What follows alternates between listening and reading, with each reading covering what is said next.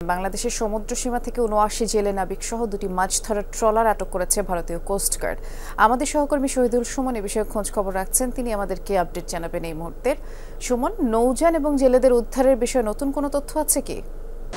এখনো পর্যন্ত সেভাবে আসলে বলার মতো কোনো তৎপরতা এখনো পর্যন্ত শুরু হয়নি। যারা ফিশিং বোটের মালিক রয়েছেন তারা আসলে বলছেন যে এই মুহূর্তে কূটনৈতিক তৎপরতার বাইরে আসলে কোনো কিছু করা সম্ভব নয় তাদের পক্ষে, যেহেতু এটি কোস্টগার্ড ধরে নিয়ে গেছে। সেক্ষেত্রে কোস্টগার্ড যদি নিজেরা কোনো ধরনের মামলা না দিয়ে সেটি কূটনৈতিক তৎপরতাই যদি বাংলাদেশকে ফেরত দিতে চায় সেটি খুব সহজতর হবে এবং বেশ কয়েকদিনের মধ্যে অর্থাৎ সপ্তাহখানিকের মধ্যেই কিন্তু তারা বাংলাদেশে ফেরত আসবে।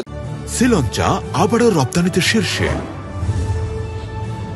তবে কোস্টগার্ডের পক্ষ থেকে যদি জেলেদের এবং সেই নৌযানগুলো পুলিশের কাছে সোপর্দ করা হয় সেক্ষেত্রে মামলা হবে এবং মামলা পরবর্তী সময়ে যেই আইনগত প্রক্রিয়া রয়েছে সেই প্রক্রিয়া শেষ করেই কিন্তু বাংলাদেশে জেলেদের ফেরত আনতে হবে। ফলে এটি আসলে দীর্ঘ সময়ের ব্যাপার। এখন যারা মালিক পক্ষ রয়েছে ফিশিং বোটের তারা আসলে প্রধান উপদেষ্টা এবং যে আমাদের মৎস্য এবং প্রাণী উপদেষ্টা রয়েছেন তাদের সাথে কথা বলেছেন।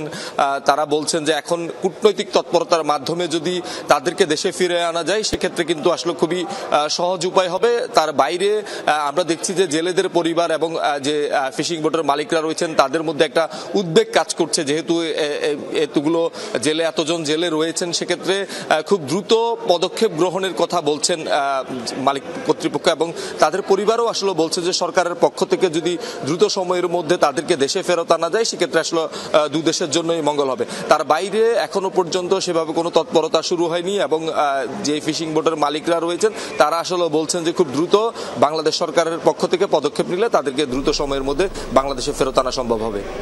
শুনছিলাম, অনেক ধন্যবাদ আপনাকে সুমন।